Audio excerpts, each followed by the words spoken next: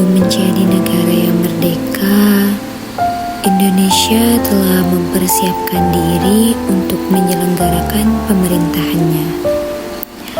Pro kontra, konflik, dan tekanan kehidupan sebelumnya membuat Indonesia sadar akan pentingnya aturan-aturan dasar yang nantinya menjadi pedoman Indonesia dalam bernegara. Sebelum memproklamasikan kemerdekaan Indonesia, para tokoh bangsa telah sadar akan besarnya tantangan Indonesia sebagai negara baru. Sadarnya hal itu mendorong mereka untuk melakukan tindakan preventif sebagai upaya mencegah kekacauan yang tidak diinginkan. Gencarnya serangan baik dari luar maupun dalam negeri sendiri mendorong para tokoh bangsa untuk menentukan tujuan awalnya dan perjanjian yang terikat dalam suatu aturan dasar yang merupakan solusi utama dari tantangan ini.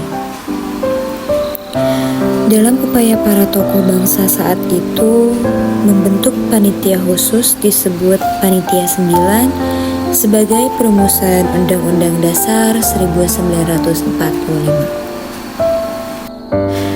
Dan diserahkan oleh PPKI yang kemudian hari menjadi sumber hukum di Indonesia sampai saat ini. Undang-Undang Dasar 1945 merupakan dasar hukum tertinggi dalam hierarki perundang-undangan. Dalam Undang-Undang Dasar 1945 banyak hal yang diatur secara konferensif dalam setiap pasalnya.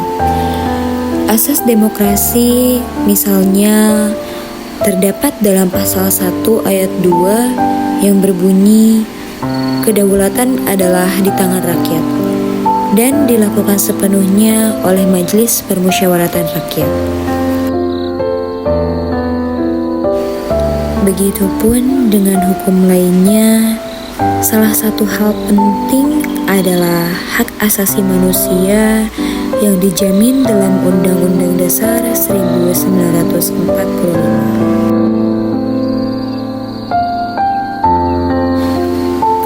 Dalam pasal 28 berbunyi kemerdekaan berserikat dan berkumpul mengeluarkan pikiran dengan lisan dan tulisan.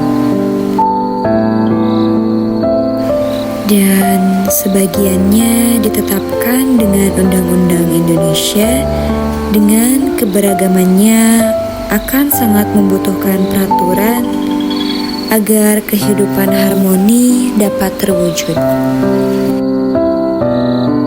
Sebagai generasi muda, sudah seharusnya kita tahu akan seluk-beluk Undang-Undang Dasar 1945 sebagai dasar dan sumber dari hukum di Indonesia. Sudah menjadi kewajiban kita untuk paham akan setiap peraturan yang ada, agar demikian kita dapat menjadi warga negara yang aktif, partisipatif dalam negara bersama memajukan negara.